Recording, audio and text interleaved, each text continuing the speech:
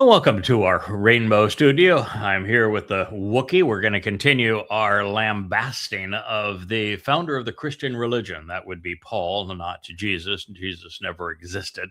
So it would be pretty hard for him to be the founder of much of anything. And you heard that correctly. Paul made Jesus up.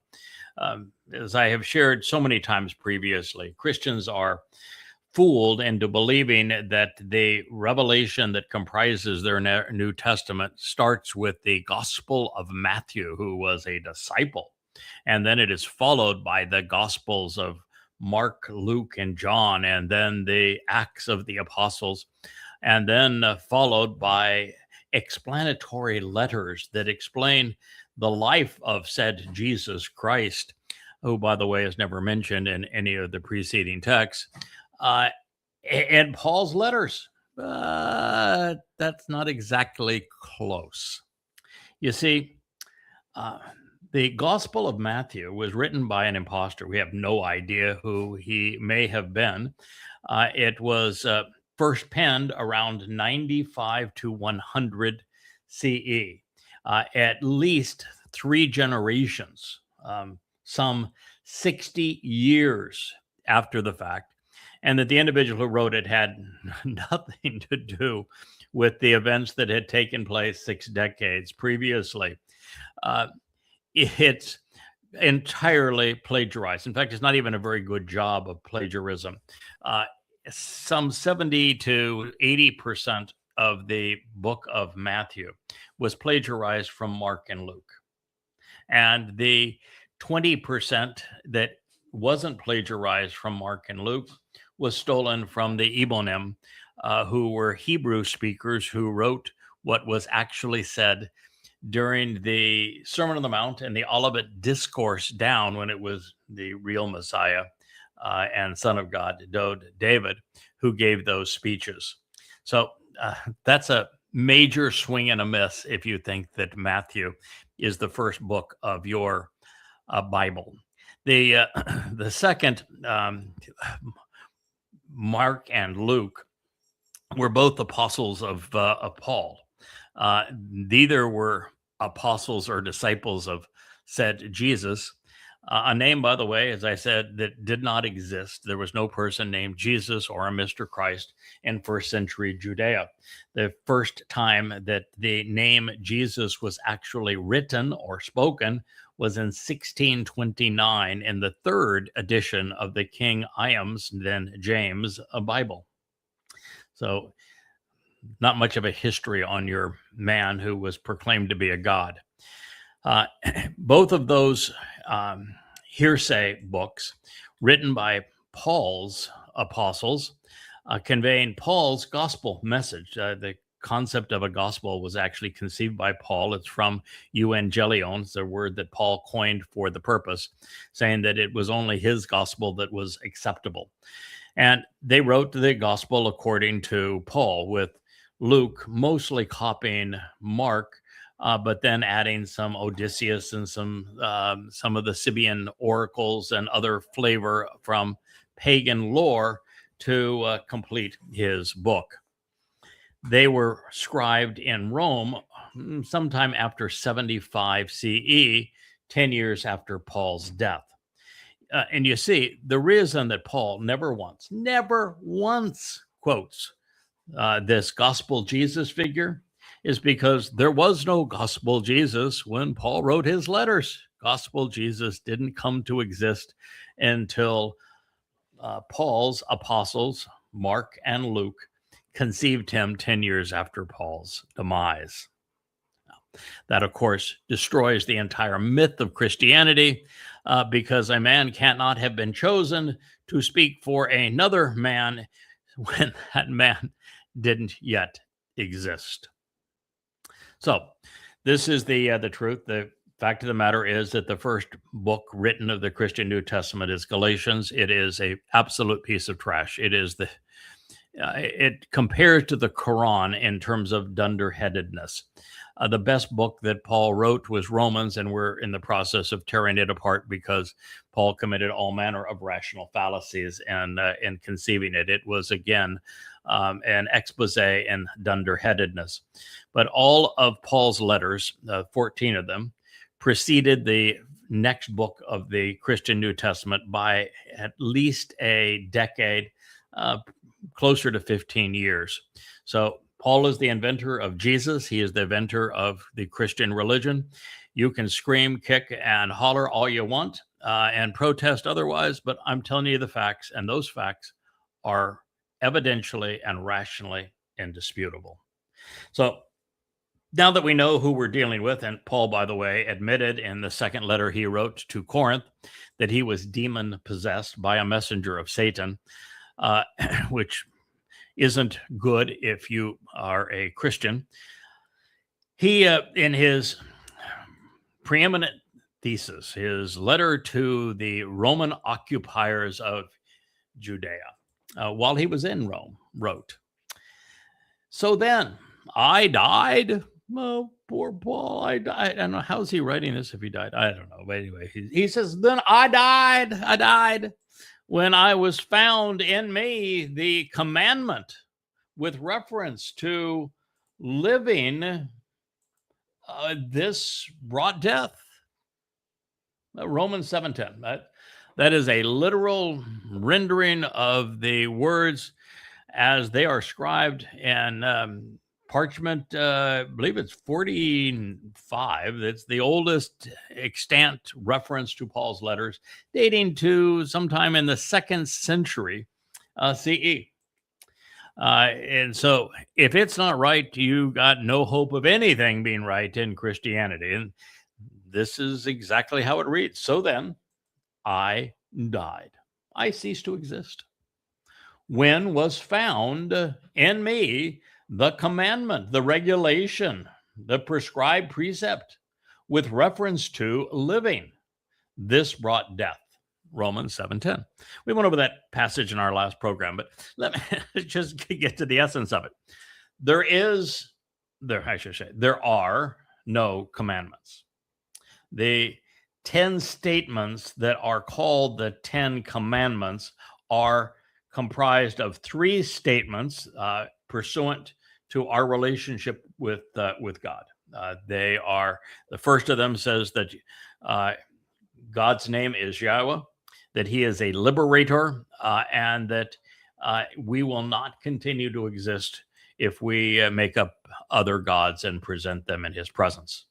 The second statement is very long, and it tells us do not be religious. Don't be associated with religious symbols, icons, like Stars of David, which have nothing to do with David, dead gods on a stick, crosses, anything that has to do with a graven image, anything that has to do with religion, anything that has to do with a societal control mechanism in this regard, presenting information about a God that isn't derived directly from the Torah, prophets, and Psalms, don't do. It says that fathers corrupt their sons to the 3rd and 4th generation as a result of this, and because of the widespread corruption and influence of religion, that there will be thousands that will receive the benefits of the covenant by being observant of its terms and conditions. 1,000 among thousands amongst billions is 1 in a million.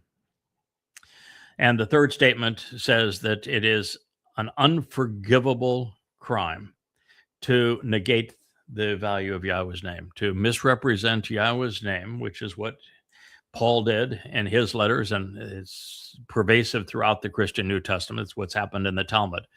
And of course, it's current also in the Quran, which would make all 3 so-called Abrahamic religions unforgivable. That there is no possibility of salvation for anyone who adheres to the message of the Christian New Testament, the Judaism's Talmud, or Islam's Quran, because they all negate the value of Yahweh's name. That's the first 3 statements that are on the first of the 2 tablets. There are 7 instructions on the second tablet, and they speak of the importance of the promise of 7 and the 7th day of our recognition of the importance of our mother and father and our well-being, but that mother and father are not our earthly parents, nor are they our heavenly father, because there is no spiritual mother. It's a very complicated thing that is actually presented throughout the Torah and prophets, something that we're just now beginning to explore as to who Yahowah has positioned throughout time to be the mother and father of the covenant. But that's a whole story in and of itself, which we're just beginning to understand. It says, do not commit adultery. Do not make a habit of committing adultery. Adultery is not having more than one sexual partner, because almost everyone in God's story had multiple wives, and many had multiple sexual relations outside of marriage. So it has nothing to do with the adultery as it is prescribed today, but instead a instruction to say that we should not cheat on God by being religious. And it goes on to talk about not making a habit of killing, of stealing, of bearing false witness, and of coveting. And there is no commandment among any of them. They're all presented in the imperfect conjugation, which means that the moment we stop doing any of these behaviors, we're no longer guilty of the offense, which is highly advantageous for us. So it's don't make a habit of murder. Don't make a habit of an ongoing practice of bearing false witness. The fact of the matter is, however, as Paul was referencing here, that there was a commandment with reference to living. Zo is the Greek word that he used. There is no such thing. First, there's no commandments. And second of all, there's none that reference living. None. It means that his point here is based on what's called a straw man in debate parlance. It's a rational fallacy. You create an artificial construct to attack. And that's what he's doing here. And as a man who was brought up as a rabbinical student, he would have known that there was no reference to a commandment regarding living, which means that this was deliberate fraud. He was deliberately lying to his audience. And he got by with it because he was writing to whom? Romans.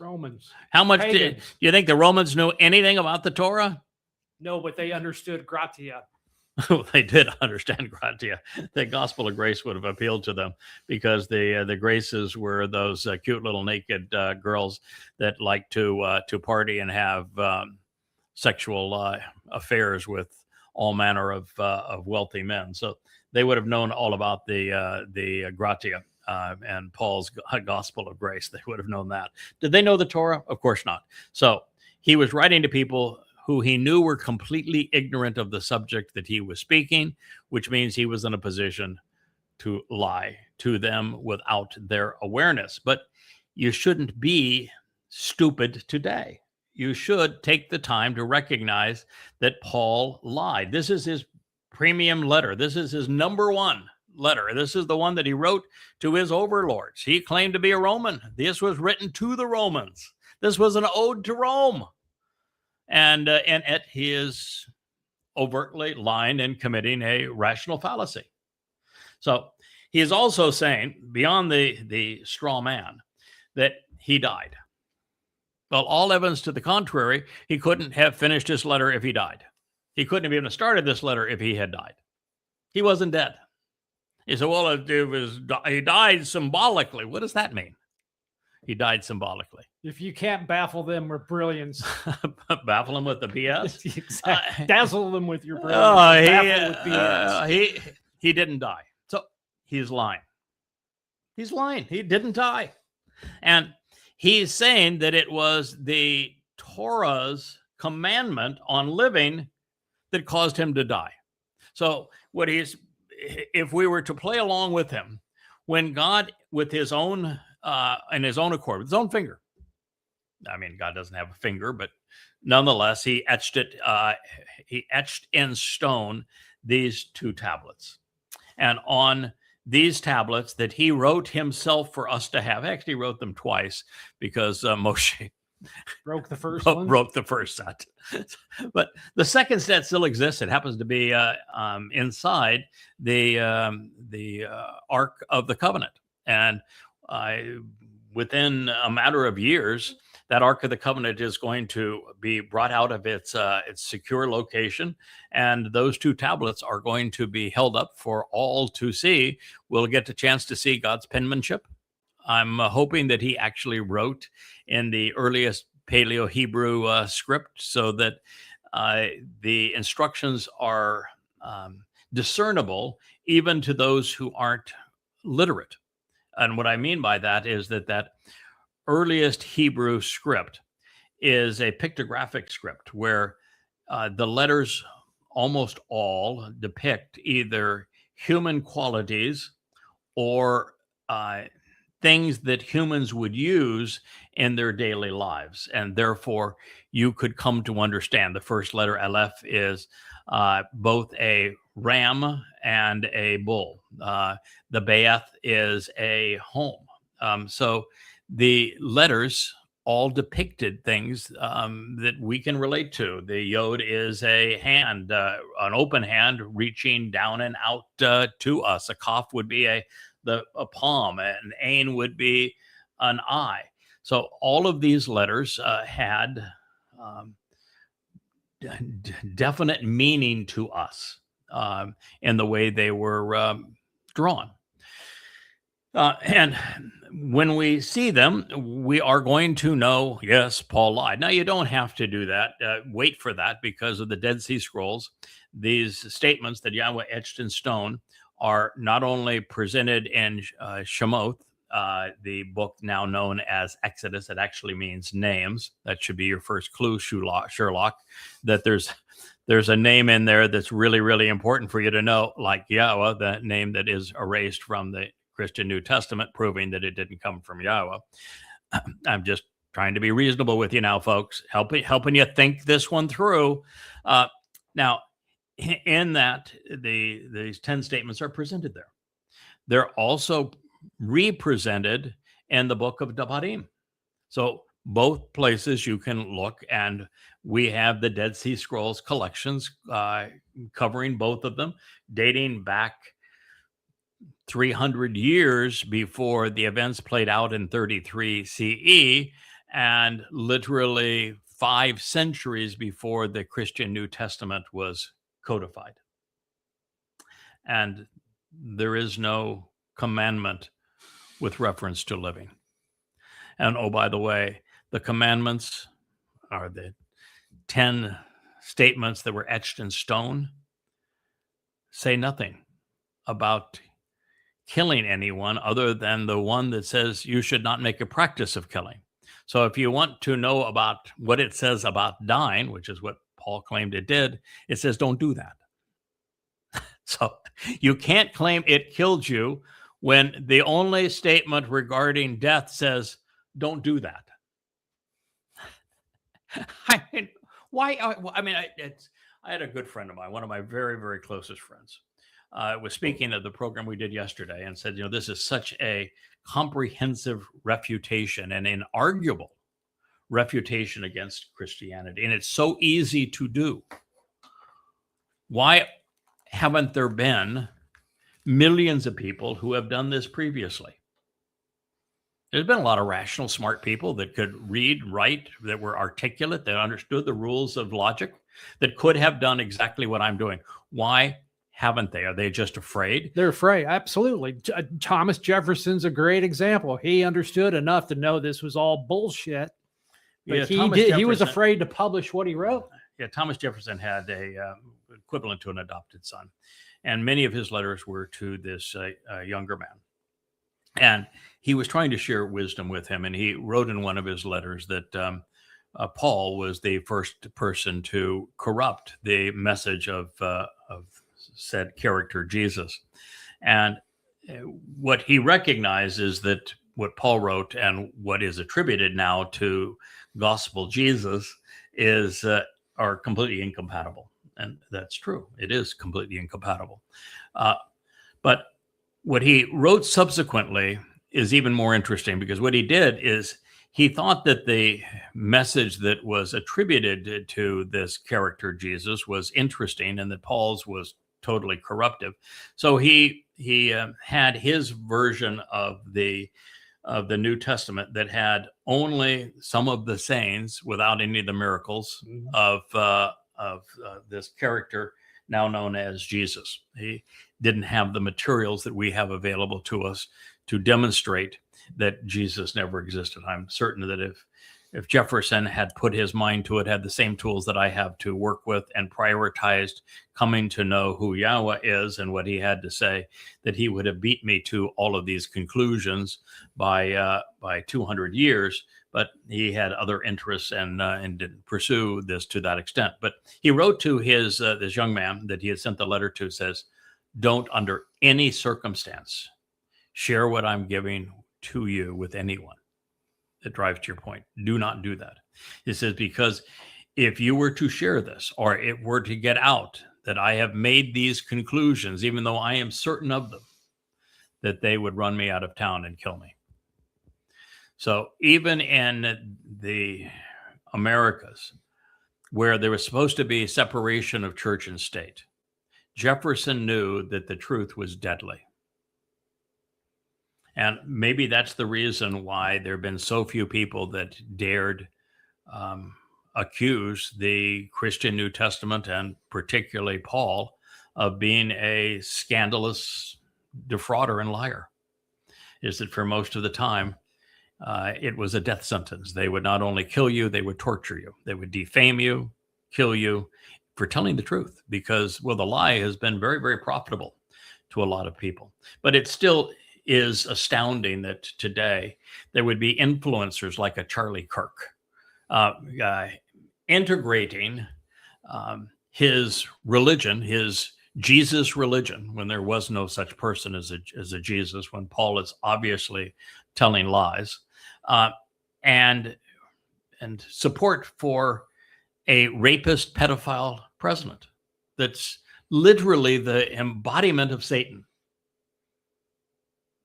And they have these so much for services. The moral majority. Oh yeah, church services with their little crosses, honoring this man who was an influencer on behalf of the integration of the MAGA, pedophile-loving, false Messiah Trump with their precious Jesus.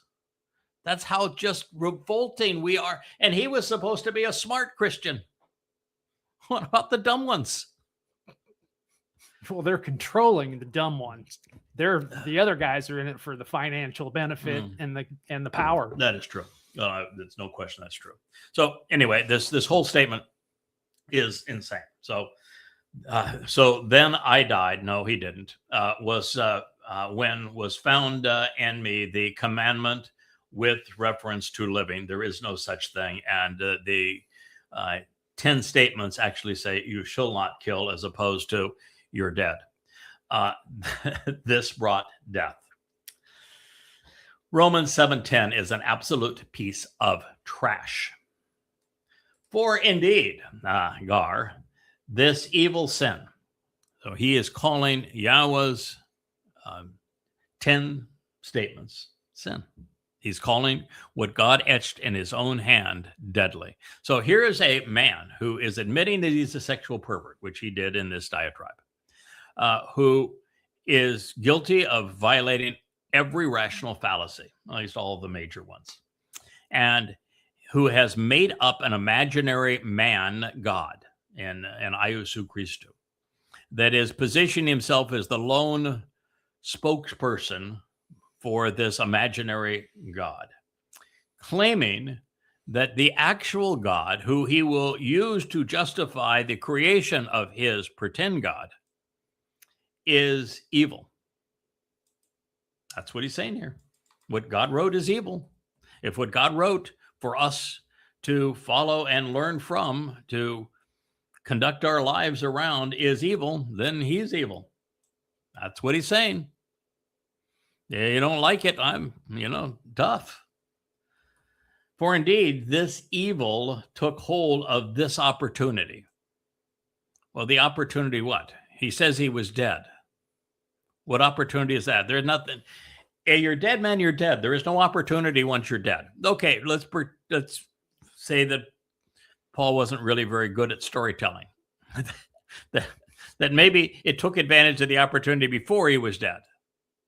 But what opportunity was there? We're talking about the 10 statements that Yahowah etched in stone, and he's saying that this evil sin of these commandments took the opportunity through the commandment to thoroughly deceive and to completely beguile me. And so through it killed.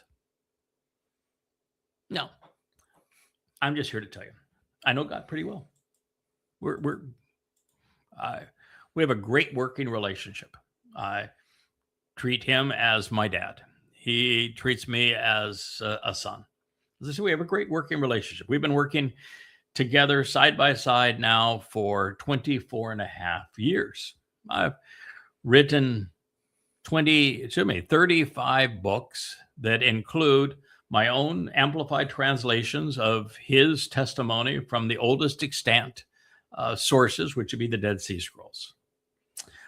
I've written 25,000 pages of those translations and analysis of them, and deduced tens of thousands of previously unheralded insights from them. I know him pretty well. In fact, I would go out on a limb and say, I know Yahowah better than anyone in the last 2,500 years, and maybe better than anyone for a lot longer than that. I'm in a pretty good position to tell you God's response to this kind of stuff. And when somebody claims, as Paul did, to speak for him, and then says this kind of rubbish, that they're not going to get an express ticket to hell. Paul is not yet in Sheol.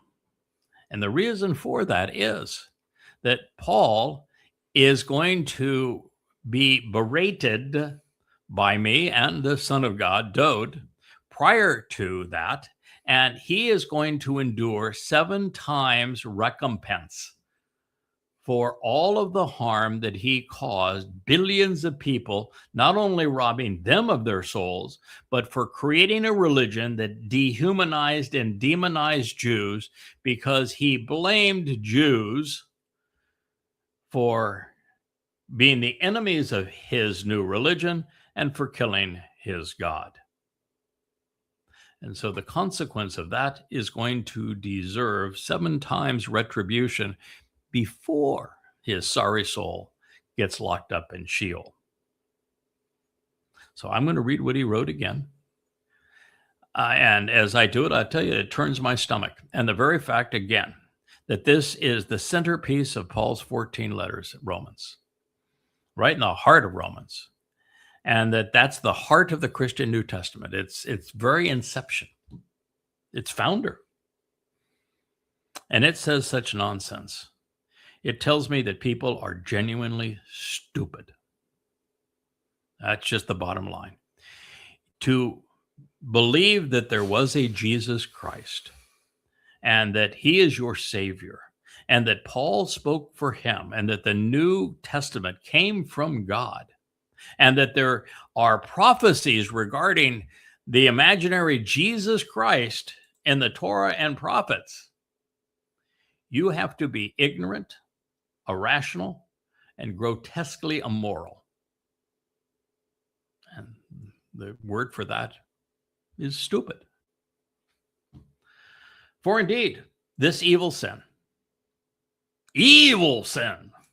took hold of this opportunity through the commandment, through the very statement that he is attributing to the God he claims he's speaking on behalf of, through the commandment, to thoroughly deceive and to completely beguile me. It's called projection. When you're a piece of crap, like, for example, the President of the United States, and you are a sexual pervert and egomaniacal warmonger, what you do is you blame everybody else for who you are. When you get caught red-handed in the Epstein files, you say, I don't know Epstein, but boy, that Bill Clinton, man, he is all over the Epstein files. You project. You said, well, there's that slimy author that's associated with the far left, and they created this plot long ago with Epstein, and it's all their fault. These files aren't real. They're just a leftist plot. Aren't they the same people that are praising their religion? Yeah. Maduro, he was a con man and a thief and a drug smuggler, when Trump is the pirate and murderer and drug smuggler and the con man. It's projection. What you're doing here is Paul is a beguiling, deceiving piece of trash who is deluding unscrupulously and methodically cheating everyone who has a Bible and thinks that the New Testament is godly and inspired. He has deceived you. He has beguiled you. He has enticed you. He has deluded you. He has methodically cheated you of your soul. And yet he's ascribing all of that to the God he says authorized him to be the lone apostle to the world. Rationally, just trying to keep it simple for you. There is what's called a 0% possibility that Paul told the truth when he said that this God who he is just now saying that in his 10 statements that he etched in stone, that he took an opportunity to thoroughly deceive and completely beguile Paul. That same God chose Paul to demean him and slander him in this way. Now, that is an absolute impossibility. The God who wrote the 10 statements could not have been the spirit that asked Paul to attribute deception and beguiling enticements and delusions, unscrupulous cheating on the statements that he wrote. It's an impossibility. You cannot, there is no set of circumstances where that's possible. That Paul could have been appointed as the exclusive witness to the world on behalf of the God who Paul is calling unscrupulous, systematically enticing, methodically cheating, and killing him. You don't really need any more evidence than that. Just that alone, if you are an informed, rational person, means you can no longer be a Christian. And to promote your myth of your Jesus Christ and your Holy Bible and your Scripture says and your New Testament, after knowing that, means that you are discarding evidence and reason for faith.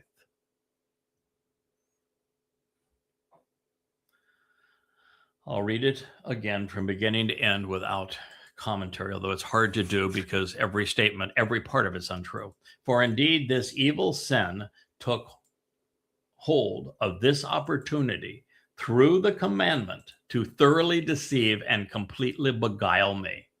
And so through it, it killed me. Me. Lie. Yeah. The psychopathic narcissist. He is a paranoid, whatever everybody else is thinking about him. The medical term is confabulation. It's what I call Donald Trump.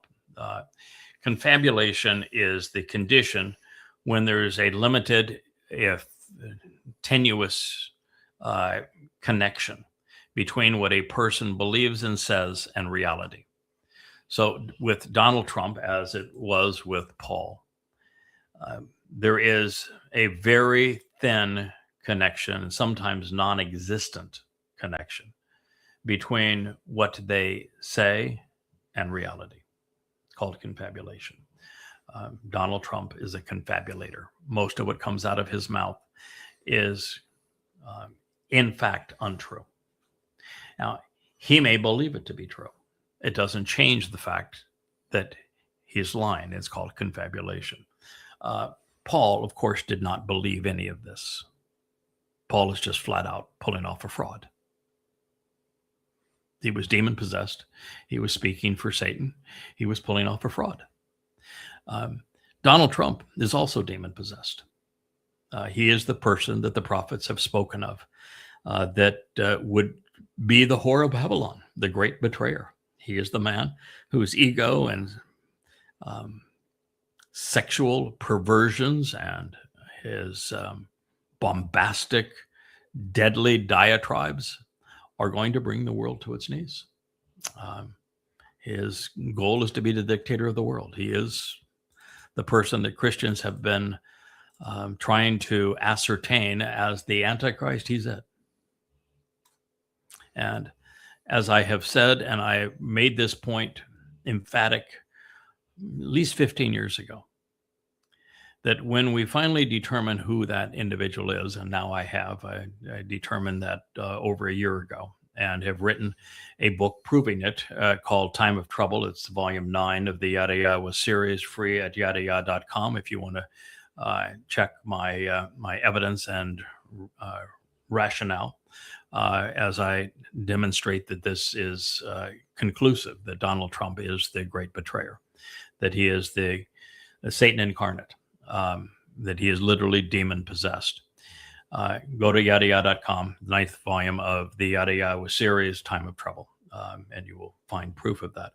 But what I said long ago, before I wrote that volume, is that when this individual appears, Christians will flock to him. They will look at him as being a Messiah figure. They will view him as the second coming of the non-coming of Jesus Christ. And that's exactly how they perceive Trump. MAGA Christians are devoted to this man. They worship this man. And so what we're witnessing among MAGA Christians today in their praise of the sexual pervert and deadly demagogue that is Donald Trump is exactly what Paul sought to achieve. And it is exactly as I had said, that there will be a very little difference between these two men. And that if you want to understand the persona and the strategy of the person who appears as the Antichrist, as this living embodiment of the adversary, just look at Paul's words and deeds. He will be a spitting image of Paul. And we know this because Paul, like Muhammad, was admittedly demon possessed. And this is the consequence.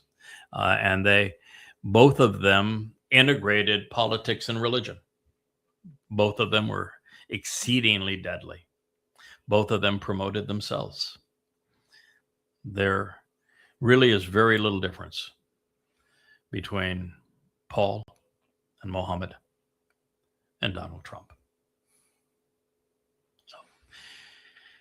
There is a point to all of this. Not only can we absolutely and irrefutably disprove the credibility of the Christian New Testament, but we can also give you a window from which you can understand the very motivations and the consequence of Donald Trump as he impersonates Paul and Muhammad.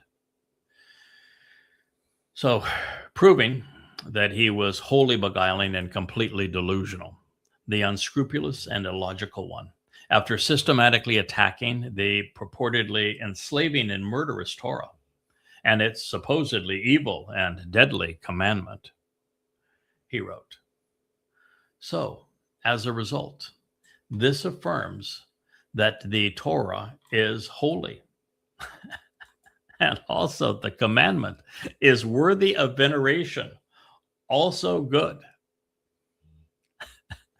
What I've just said is evil, corrupting, and what he said killed him. That it was God's way of being disingenuous and deceitful towards him. He says, in this way, the Torah is sacred. It's holy. And also the commandment is worthy of veneration. So he's saying that it deceived him, it killed him. All right. So he's had two statements that said it was the commandment that deceived him and the commandment that killed him. And in this way, as a result, this affirms that the commandment and the Torah from which it came are worthy of veneration and good. What he's saying is, what's worthy of veneration and good is deception and death. Now, who would you think would be an advocate of deception and death? Oh, let me think. Could Satan. it be Satan? Satan is an advocate of deception and death. So after saying that it's the Torah that deceived him and killed him, he's saying that the Torah and its commandments should be venerated because that's good. Deception and death. It wasn't a mistake. It wasn't bad, bad, bad. Oh, good, good. No, it's bad is good. That is what he's saying here. He's not saying the Torah is good. He's saying in this way, when it can be perceived that the Torah is deadly and deceptive, that's worthy of veneration.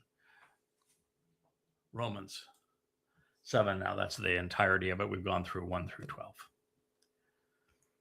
13.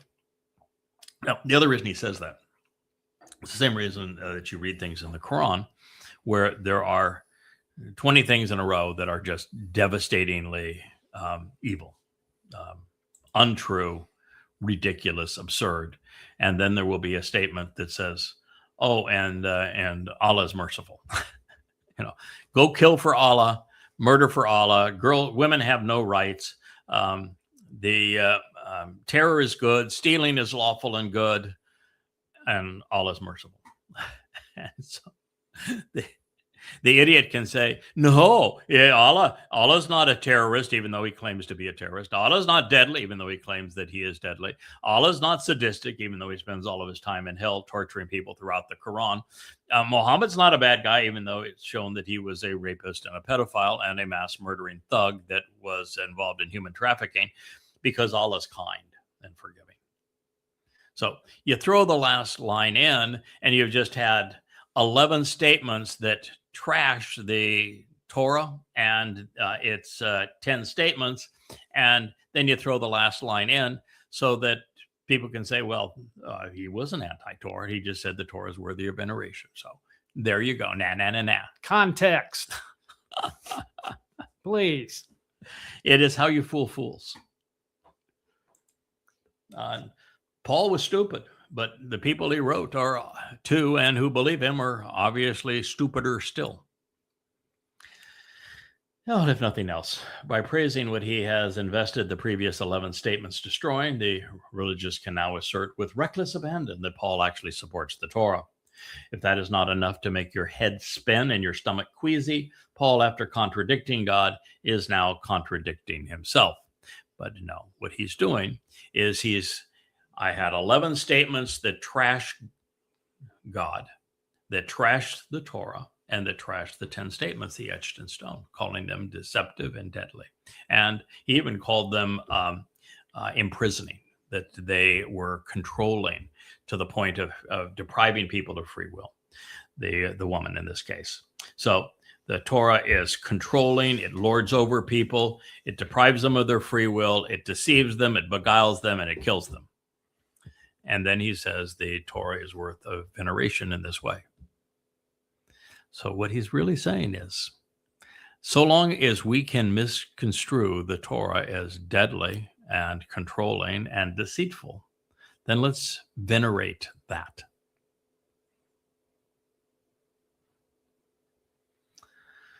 Sadly, as I said, this all reminds me of the Quran, where Allah tells you that there should be no compulsion in religion. So they, Muslims say, hey, no compulsion in religion. So, everything you say about submit or die, that's wrong because Allah says there's no compulsion in religion. Well, the next breath, he orders Muslims to kill all non-Muslims, in addition to any Muslim who rejects the Islamic religion. That kind of contradiction manages to fool the foolish. But perhaps even in the swirling tornadic winds of circular reasoning, there is an explanation for Paul's conclusion, whereby he negated his own ridiculous rant. Maybe it was good from his perspective that the Torah killed him. That way he could present himself as rising from the dead, just like his resurrected man God, so that he now serves as the Savior, especially now that the Torah had schooled him in all manner of unscrupulous methods of beguiling and deceit. And of the latter, he was now Lord and Master. Well, there has always been an unspoken and a noble aspect of Christianity that Romans 7 seems to foster. The old God, the God of the old system died, which is why his witness was relegated to an Old Testament, and why his words are no longer considered relevant. Laying the foundation for this myth, Paul has the husband in this metaphor that began 2 programs ago, maybe 3, who is a metaphor for Yahowah, applies to himself in relation to both Israel and the covenant.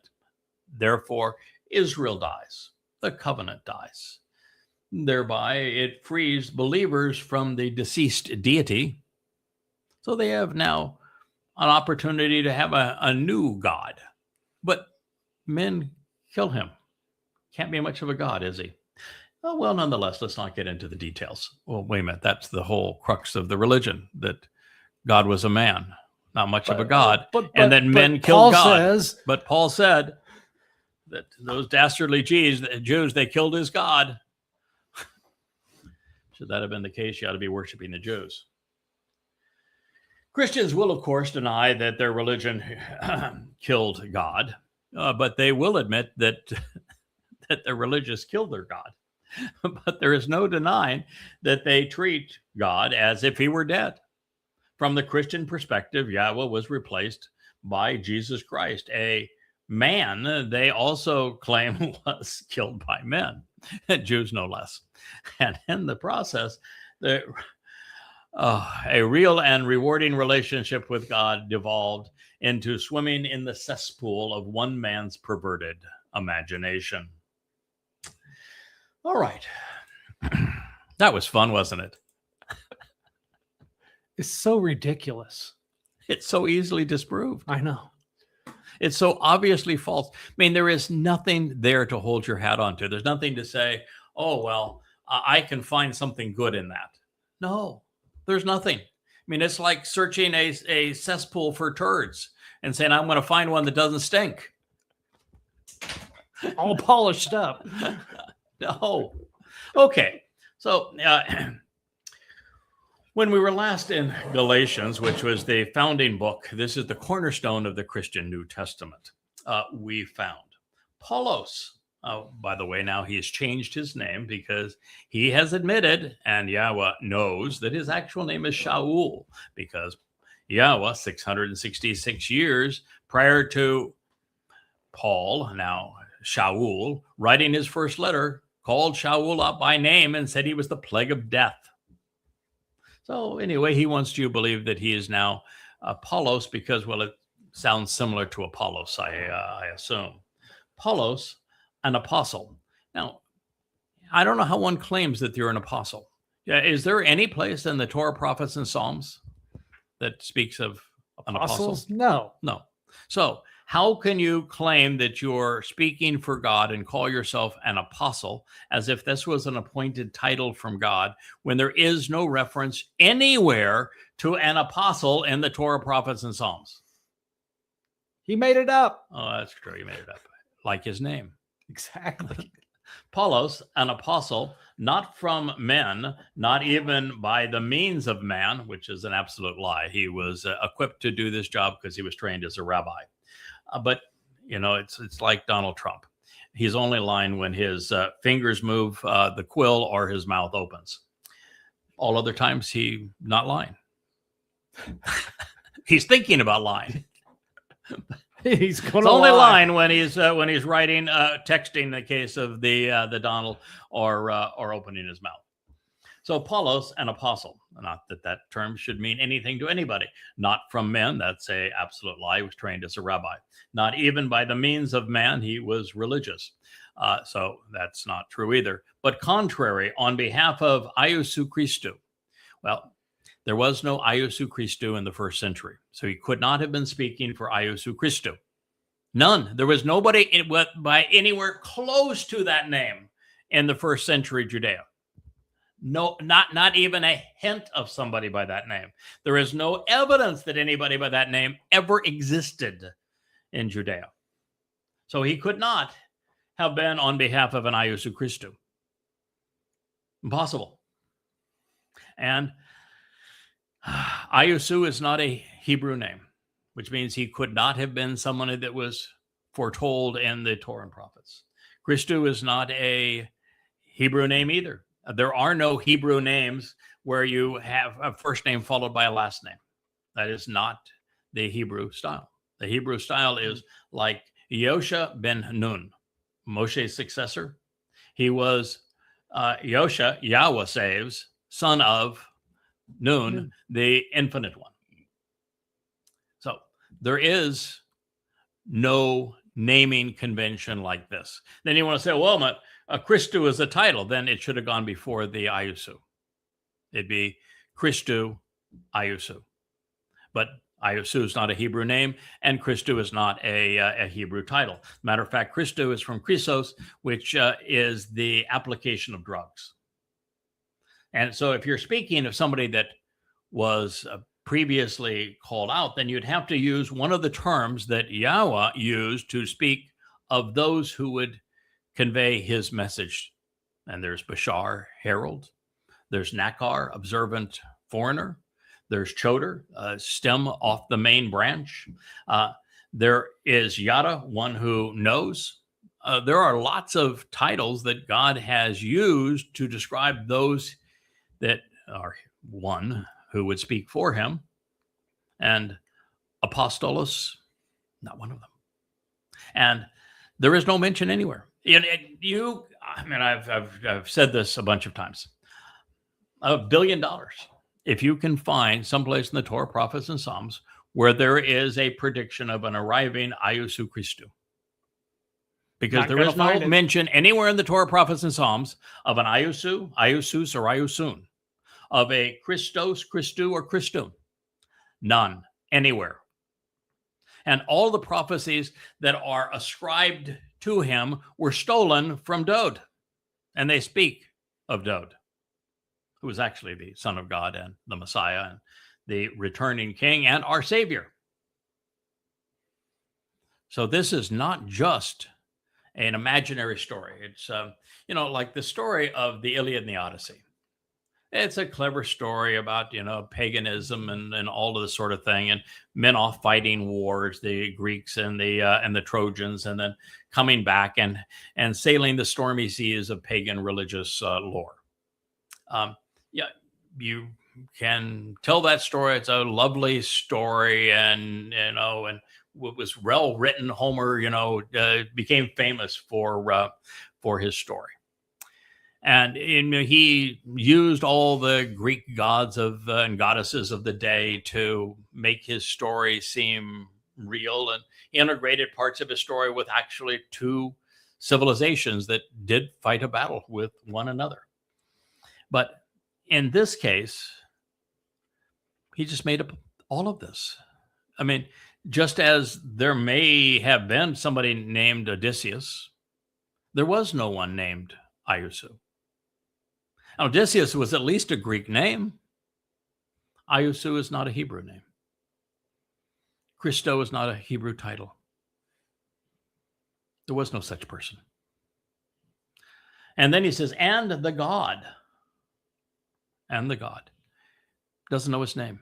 If you don't know and use Yahweh's name, you do not know him, you do not speak for him. Father of the one having roused and awakened him out of a lifeless corpse. So I guess Paul wasn't the only one that was killed.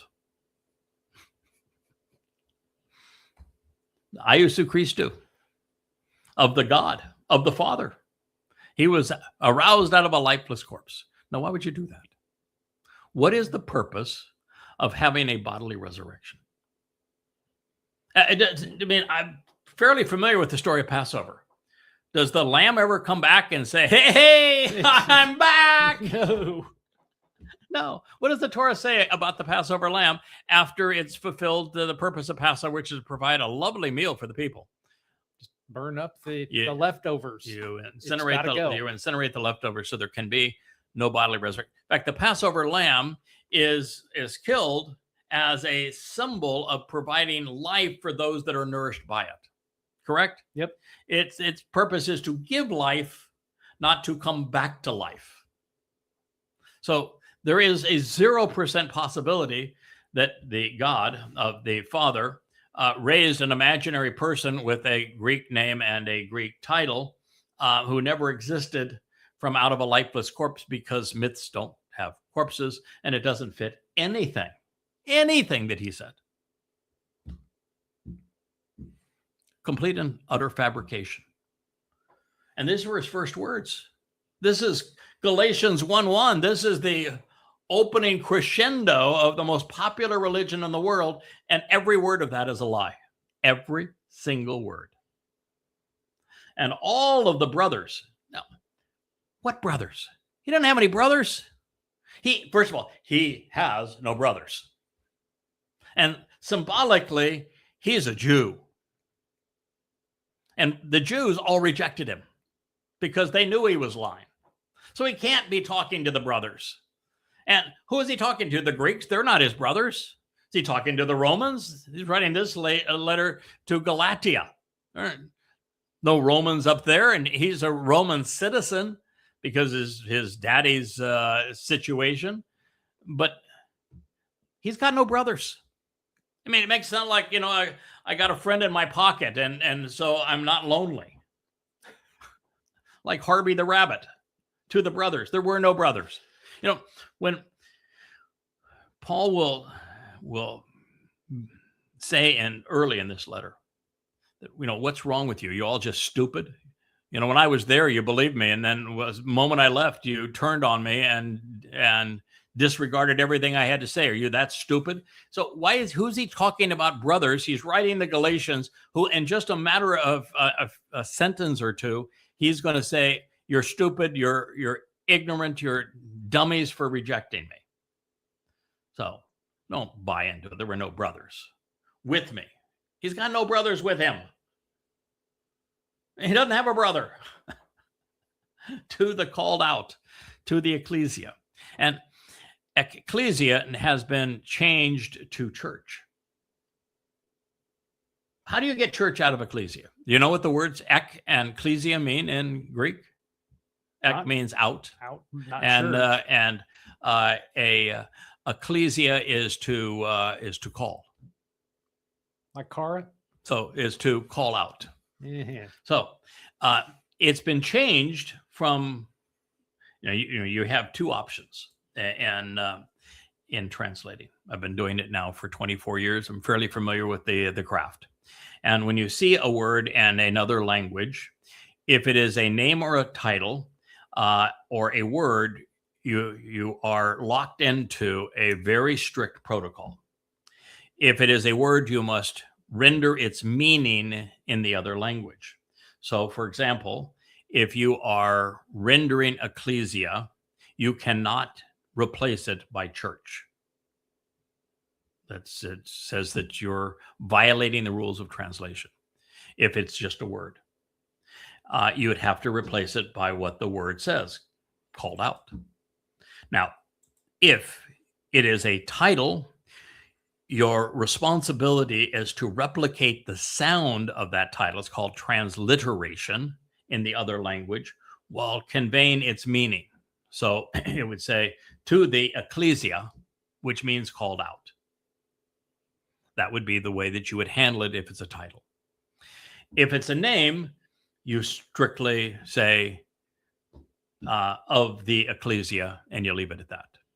And your notes, you can say, by the way, ecclesia is from ek and ecclesia. It means out and called. But to replace it with church is disingenuous. It's fraud. Now, church, the closest thing to it didn't exist. There was nothing close to it in Greek. So it stayed as ecclesia while the text was Greek.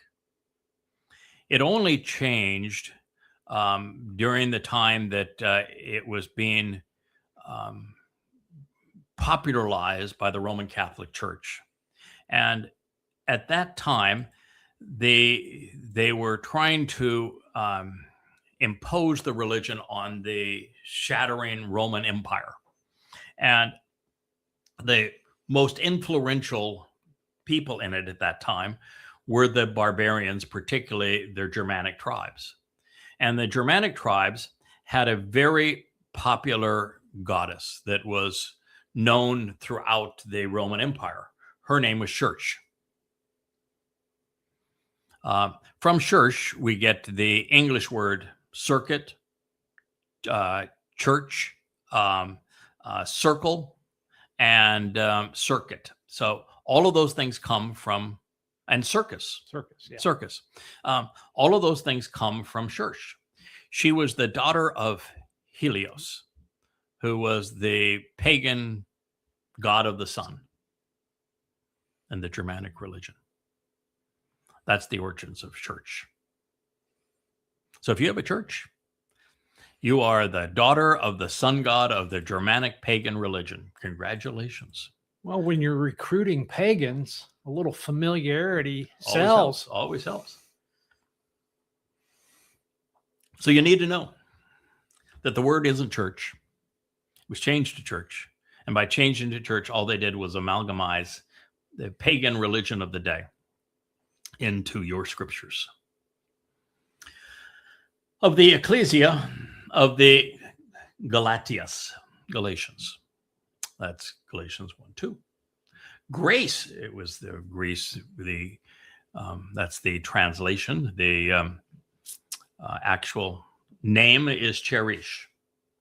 Cherish are the charities. They are the three very happy, very party hardy, naked, three young women who were into sexual promiscuity and parties and carousing, and they do all sorts of nefarious little things. So he is now introducing himself under the gratia or the charis, which are the charities of the pagan Greek and Roman religion, and not just ordinary goddesses. These are fornicators here. You're a little happy party on, sexually attractive naked girls. Grace, cherish to you. When Yahowah says that when identifying a false prophet, he says they speak in the name of other gods. Guilty. They don't speak in my name. Guilty. They are not appointed by me. In other words, you won't find a reference to their title in the Torah, prophets, and Psalms. Guilty. They say things that are contrary to my message. Guilty. They make predictions of the future that don't come true. Paul only had one prophecy. It was about his rapture, and he missed it by just 2,000 years. Well, plus the fact he had the wrong day of the year. He had his on trumpets, Towrah, as opposed to Shabuah, and he was off on the timing by, well, he said it was going to happen in his lifetime, would have to be by 66, and it's going to happen in 2033. Yeah, so it's not quite 2,000 years. Grace to you and peace, Irene, not shalom. He could have said shalom because most everybody would have known it. It was the most common word in Hebrew. and known throughout the region, just as shalom is known throughout the world today. And it would mean reconciliation, but no, he used the Greek irene, peace. From theos, so he says, I'm speaking on behalf of God. Now, God doesn't say irene. He says shalom, and he knows what it means. And he doesn't convey through people who do not know his name. And this is theos again. God, Father of us? No. He is not the God of you. He is not the Father of you. He has not only, I can't say actually disowned you because he never owned you. He didn't reject you because he never had you. But on the list of those that God finds the most appalling in all of human history, the top of that list is the one man that he called out by name to say is the plague of death. So rather than being the Son of God, with God being the Father of us, Shaul, Paul, is the one person that God goes out of his way to condemn by name, saying that he is the plague of death.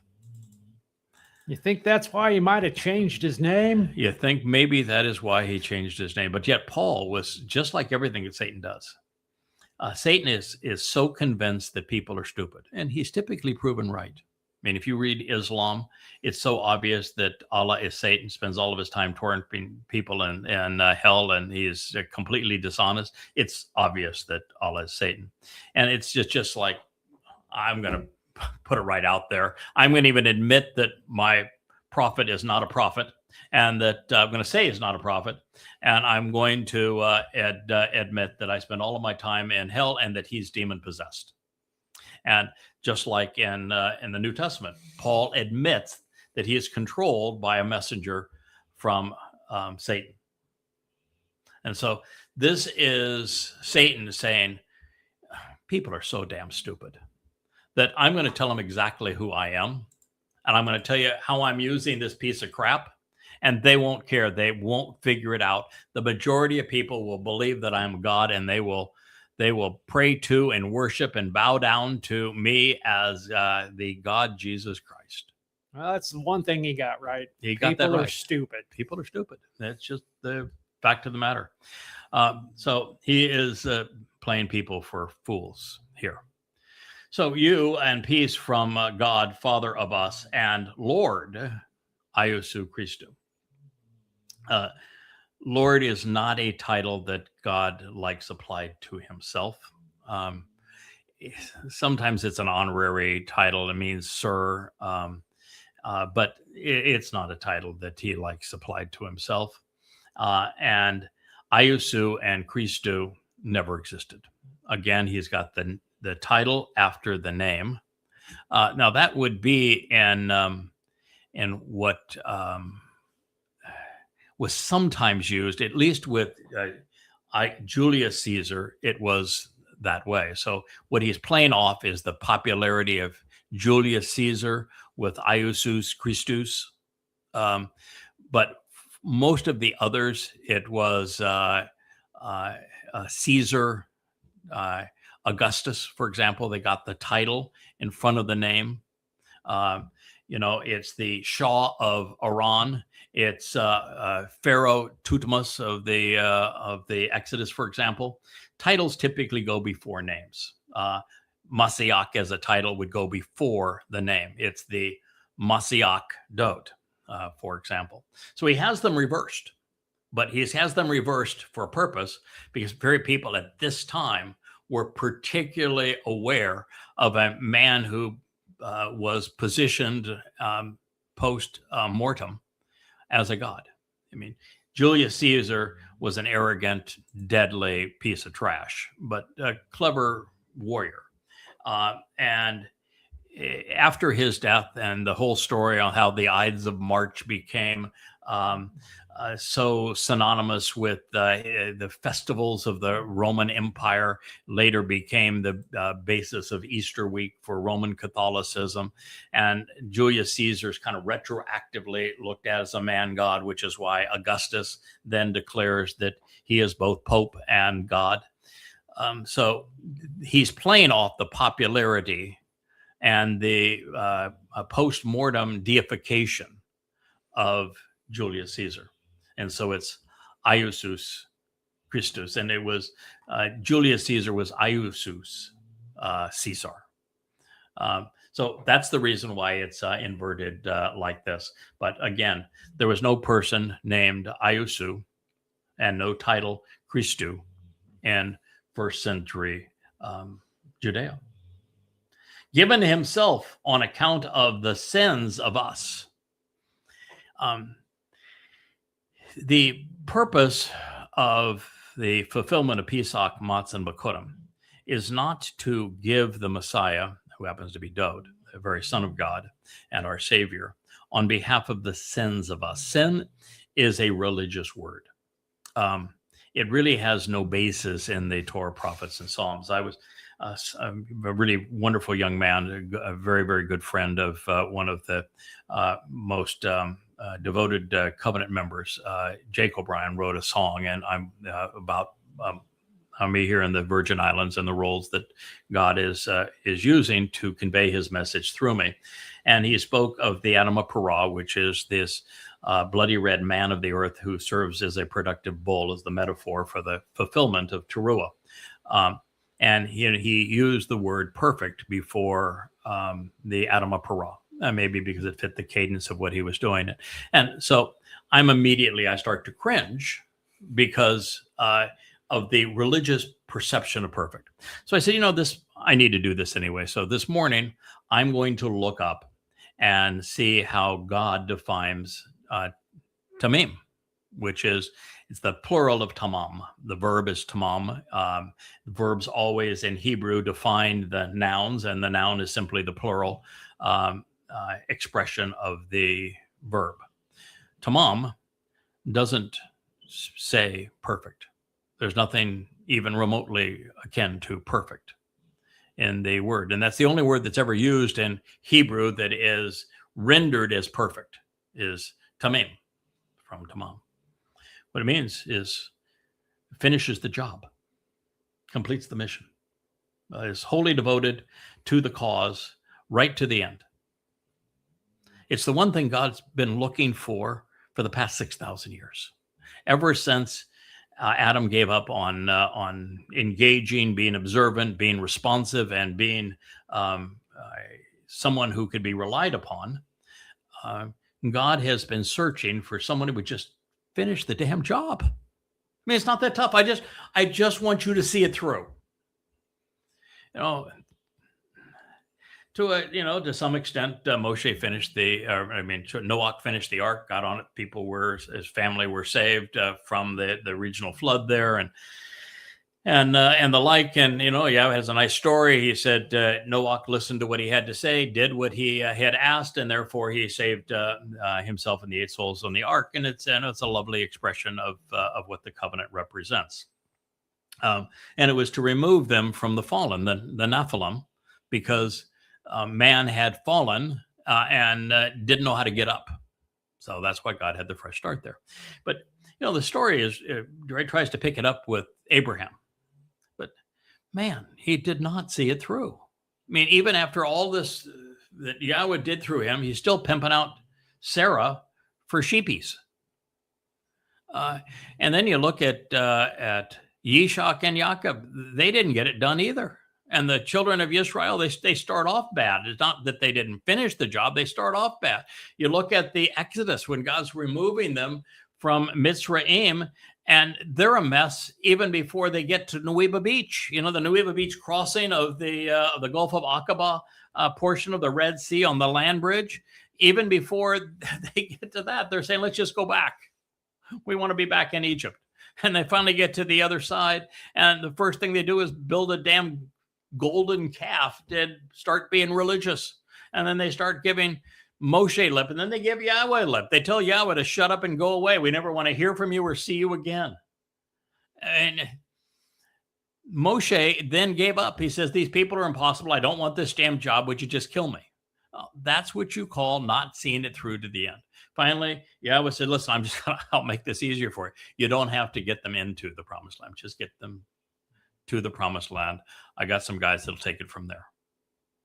And then Yahweh is all in with Dode. He is anointed. He is my Messiah. I'm calling him my son. I am his father. I'm giving him my spirit.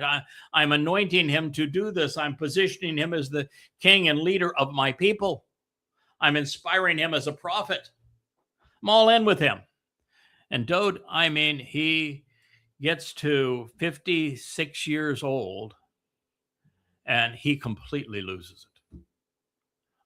Right now I'm translating the story of Bathsheba, and you want to claw your eyes out. He couldn't get it done. And I get, he got started at 8, and the first job was to go and take down the giant, and he then he gets run all around the lot by Shaul, the harbinger of Sheol, of Shaul to come. And by the time he becomes king, he's marrying in all the wrong places. He's doing all the wrong stuff. And by the time he reaches 56, he just completely loses it. He couldn't get it done.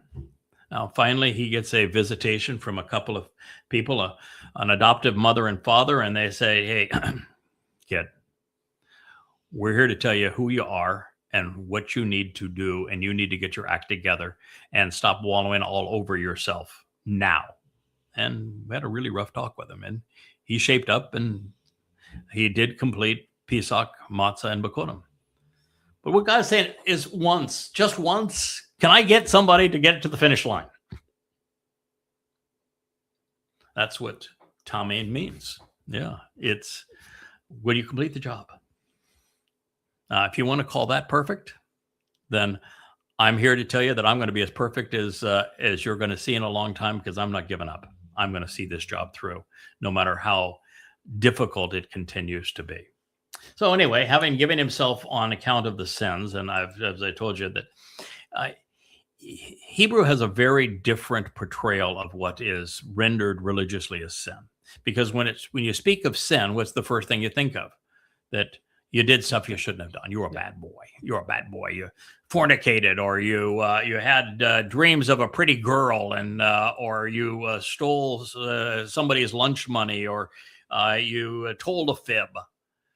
There is no such thing as a sin in the Hebrew mindset. When God talks about the kind of things that are offensive, he uses ra, which means wrong and evil. He uses chata, which means to misrepresent and to mislead. He uses awon, which means to corrupt and to pervert. He uses pisha, which means to engage in a revolt. All of those concepts are religious in nature. All of them. They are not individual boo-boos. They're all things that the religious do to mislead people and to take them away from God. So this idea, the sins of us, no. God's not interested in the sins of us. He doesn't care that you stole Susie's lunch money. He doesn't give a crap if you told Uncle Rich a lie. But if you're religious and political and conspiratorial, and you're leading his people astray, there's your or sin, you're causing harm against his people because of your malfeasance, your misrepresentation, and it has to be societal misrepresentation. It's the kind of stuff that Paul is doing here, creating a religion that demonizes his people and leads people away from him. So that is the ultimate form of malfeasance that God is opposed, and he can't resolve it. God can solve crimes of omission, where you have been misled and you stop, where you have said things that are untrue, but you stop. But if you're actually aggressively promoting religion and you do it continuously, God can't save you from yourself. So anyway, this continues, the one having given himself on account of the sins of us, we've said that doesn't exist, so that he might possibly gouge or tear out, us from the inflexible and unrelenting circumstances of the old system. He's saying that the purpose of his Iousu Christou was to gouge us out, to tear us out, to rip us away from the Old Testament,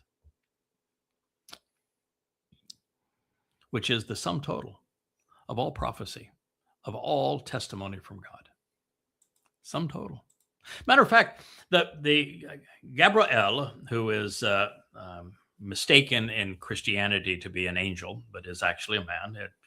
He can't be anything other than a man. He's called a man twice by Daniel, and the name means he's a man. It's from Gabar, which means a courageous man.